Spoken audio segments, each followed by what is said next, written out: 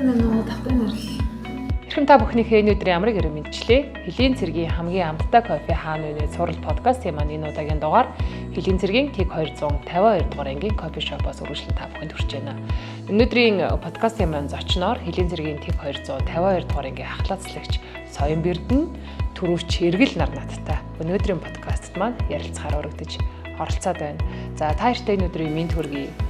За өнөөдрийн сонин сайхан ярианаас хэдүүлэг подкастыг эхлүүлье. Танай ангийн кофегоор сайхан дайлууллаа. Танай ангиар сонин сайхан юу байна? За эргэл маань сүүлд нөгөө бүх цэргүүдийн донд болдог тэмцээнд маш амжилттай оролцож хил хамгаалах байгууллагынхаа нэрийг бас өргөсөн ийм манай тэргүүний хугацаа зэргийн алба багч байгаа. Тэгэхээр эргэл маань бас сонин сайхан ихтэй байгаа ах гэж бодож байна. За эргэлийг бас энэ хүү тэмцээнд амжилттай биелсэн бүх бэлтгэл ажлыг хангахад оролцсон офицеруудынхаа төлөөлөл болгож ахлаацлагч Соёнберднийг бас бид нар урьсан юм аа. За тэгэхээр сүүлийн үеийн сонин сайхнаас яриага эхлэх гурлаа. Тэгээ.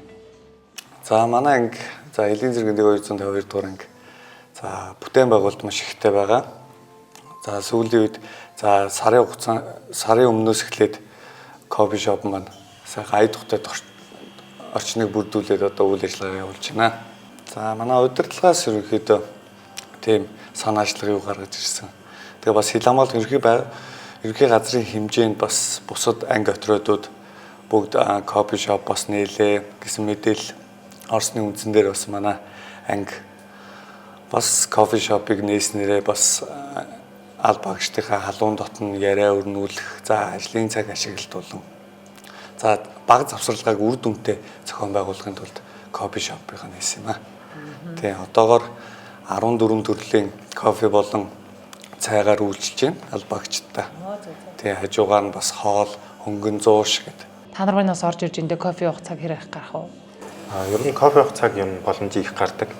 Тэгээ цэргүүд өөрсдөө чөлөө цагаар өдрийн амралтынхаа цагаар ч юм уу эсвэл өглөө хичээл сургалтынхаа завсарлагаар ч юм уу наашаа орж ирээд тэгээ кофе, зуушаар юм бол үйлчлүүлэх боломжтой бүгдээрээ нээлттэй. Тэгээ ер нь бол цэргүүд кофе шопор ер нь ихгүй гэдэг. Тэгэл хаач цаан ихээр кофе шоп орно гэл.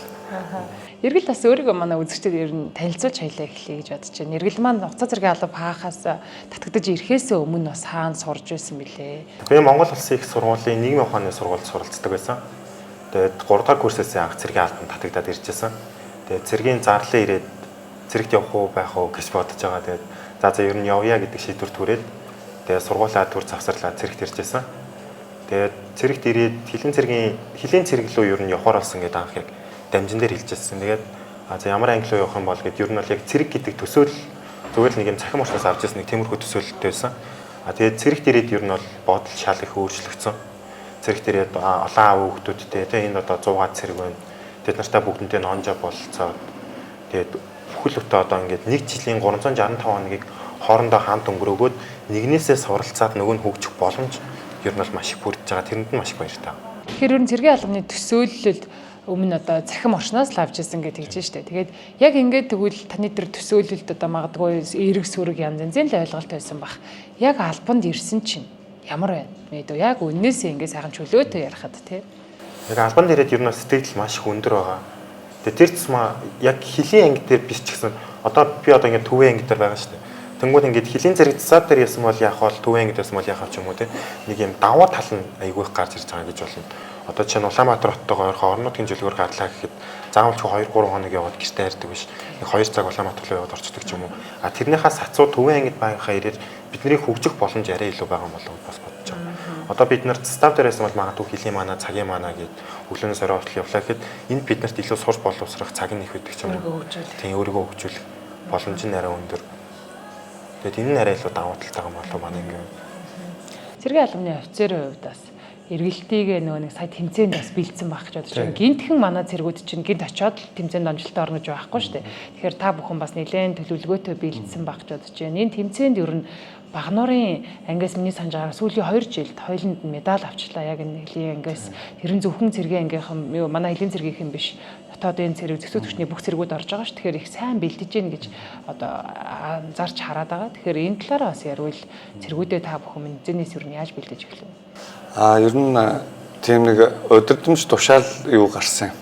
Тэгээ 20 замын команд талаас за хугацаа зэргийн албаагчдын дунд төрийн зэрэг байгууллагын за угзаа зэрэг албаагч дунд зохион байгуулагдана гэдэг. За тэр мэдээг авчаад бид нар Аялал хамгаалалт ерөнхий газрын даргын за тушаал шийдвэрийн дагуу 7 хоногийн инженерийн тусгаар хотын маань 7 хоногийн товчийн дагуу сургалт дадлагыг тасралтгүй зохион байгуулж ажилласан. За тийм үндсэн дээрээс төрүүч төр баяр болон за төрүүч иргэл маань бас амжилттай оролцсон болов уу гэж би өвдө бодоод байгаа. Тэгэхээр соён бэрдэн ахлах цэцлэгчийн хувьд бас өөрөө хугацаа цэргийн албанаас офицерийн игнэнд орсон байдаг шүү дээ. Хоёлаа бас тэр талаа бас яриа л да. Айл ангид хаасан гэдэг лээ. За Элийн цэргийн тэг 146 дугаар ангид анх хугацаа цэргийн албанд татагдсан. За тэнд очиод ерөнхийдөө хугацаа цэргийн алба ямар ч ойлголт байхгүй.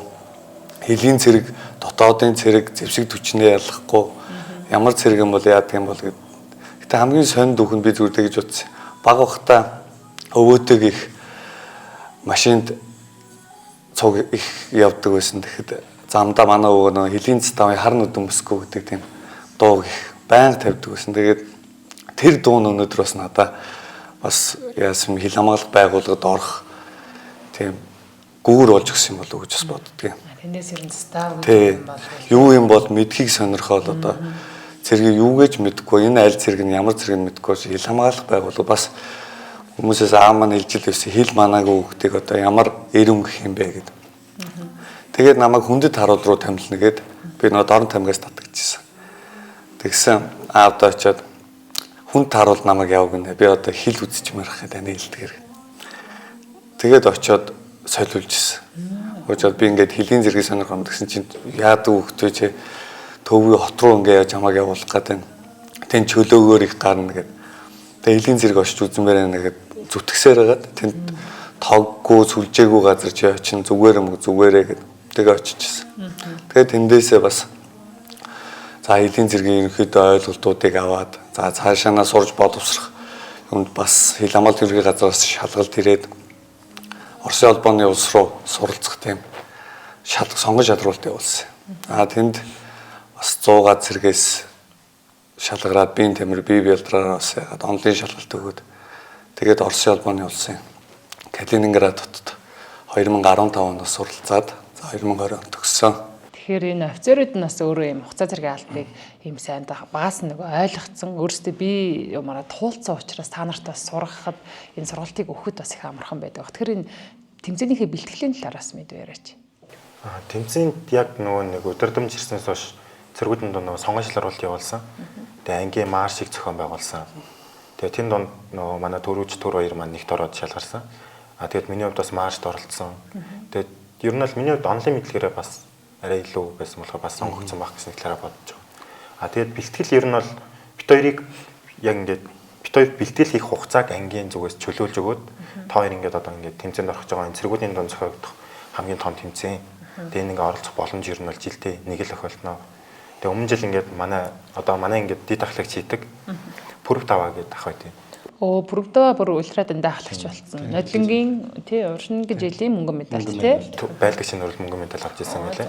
Тэгээ тэр хүний ингээд өмнө ингээд оролцоод яг адилхан аав өвгтөө тэр хүмүүс оролцоод амжилт гаргачихсан юм чинь. Та хоёр ч гэсэн ингээд хичээгээд өнөөдрөөс ингээд бэлтгэлээ ижиглээ гэдэг. Бид хоёрт бүр юм тусгай төлөвлөгөө гаргаж өгөөд бүр юм ингээд яг ингээд тэр удирдамжтай танилцсан чинь ингээд 18 төрлийн норматив гүйцэтгэх хэрэгсэн.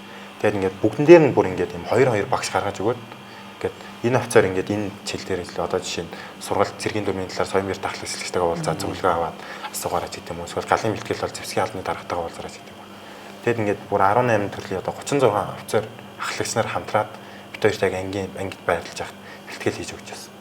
Тэгээд бид хоёр өглөө босохдоо цэргүүдтэйгээ цуг босоод гүйл гимнастик хийчихэд цаандаа орчоод тэмүүдэд тэрнээс хойш одоо өглөөс толгой сэргээг байгаа дээр та хоёр миний хүүхдүүд онлайн шалгалтаа бий. Тэгээ өдрийн цагаар та хоёр ингэж гараад нормативуудаа бэлдээд оройн цагаар одоо юу гэдэг те роттой байхдаа нөгөө галын бэлтгэлүүдээ хийж гэдэг юм. Тэгээд ер нь бол бид хоёрын бэлтгэлийг бол ангийн зүгээс бол маш сайн хангасан. Тэгээд тэрний ач тусаар одоо бид хоёр өөрсдөө дутуу чадахгүйсэн зүйлээ нөхөөд тэгээд ер нь бол хангалттай хэмжээний амжилт үзүүлсэн юм. За өнгөрсөн жилийн мөнгөн медальт маань тэгвэл эндээ уйлраад ахлагчаар үлдсэн юм байна ангита. Манай эргэлийн бас цааш тийм төлөвлөгөө юу байгаа вэ? Сургуулиад өргөхөө. Тийм хамгийн нь одоо бас 2 жил сурсан юм чинь. Сургуулаа дахиад 2 жил сураад эхлэе төгсөндөө л гэж байна. Би одоо цэрэгтрээд 8 сар боллоо. Одоо жишээ нь одоо энд ингээд би гэртээ ханаад түрээ твтлээ гэхэд манай ээж бол нөгөө ханиад төрсөн зам нөгөө дулаан байгаараа гэж хэлэл ажилд явдаг. Тэгчээд энэ таниад төрөхөд эмч хурж ирээд за яав дулаан бай. Ингэдэг өнөөдөр бити харуул манаандаа гараарай. Гадаа хүүтэн байна. Доороосоо дулаал, гутландаа уловч аваад хий. Дэлгүүрээс уловч авчираад өгье гэдэг юм уу. Тэгээ манай рот явцрууд надад бүр уловч авчираад өгчээсэн тохиолдолч байна. Тэгэд ингээд бодохоор ер нь бол цэрэгт ирэхэд ер нь бол бараг л гэртээ ирдэг юм шиг ирдэг болсон байлаа. Одоо нөгөө сая явж байгаад ирэхэд өө. Сая бүр 10 хоног амраад ирсэн. Тэгэл бараг гэрээ санаж байгаа юм шиг онж аваадгаа санаал, буцаар ахлагчраа санаал. За хурдхан амжаа маргаас нөгөөдөр хасаа өдөр очиндоо гэл. Тэгэл бүр хүлээж ятал. Нэг юм гэртээ ирж байгаа юм шиг бүр ирдэг болсон. Сая тэгээ тэмцээнд ороод ирэхэд ангийнх нь нас их гоё хүлээж авсан байл шүү дээ. Ангийнхан ер нь бол төсөөлөөгүй байсан. За. Тэгээд за яах вэ? Яг нь өөрийнхөө хэмжээнд бол би уулна гэд нэгт орно гэд бодцсон. Тэгээд 3-т орчдөг. Тэгээд за нэгт орчих чадах юм байсан бол яах байсан бол гэж боддог ч юм уу тийм. Өөрийгөө нэг жоохон зэмлээл тэгэл ангидаа очил яах бол их бол гэд нэг амар тийм том хүлээл тавих байсан. Тэгээд бүр баг нарын хөшөө одоо ингээд ангийн байрлалаас бараг 7-8 км тэмцээд баг нарын хөшөөн дээрээс бид нарыг хадаг бариад угтсан. Тэгэл тэндээс угтаал бүх хавцаар ахлаасаар ингээд цэргүүдийн төлөөлөл хүртэл хүрээд ирэл зогссон. Тэгээд ар гэрийн төлөөлөл төгөө цуг. Тэгэл ярьсан нэрнгээсээ ингээд манай ээж найз хоёр суугилсан. Тэгээд миний ээж намайг төрүүлж өсгөөд одоо өдөө 20 жил өсгсөн. Тэгээд хүүхэд нь ингээд ихийнхээ ачийг нэтлэрээ хариулж байгаа юм шиг тэмцэж явсан болов. Хүүн юм хүндэтгэлтэй байгааг харуулах тий. Тэгэл ингээд бүгдээ очиод ээжтэй ингээд мондогоо төрүүлсэн байна баяр үргээ гээл. Тэрийг сонсоо ингээд өөрөө ирэхгүй нүлэн ингээд альмас сэлгэнэл.